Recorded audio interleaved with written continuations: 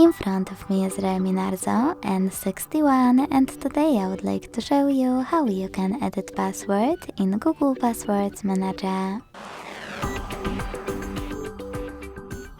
Begin by launching Settings and scrolling down to hit Users and Accounts.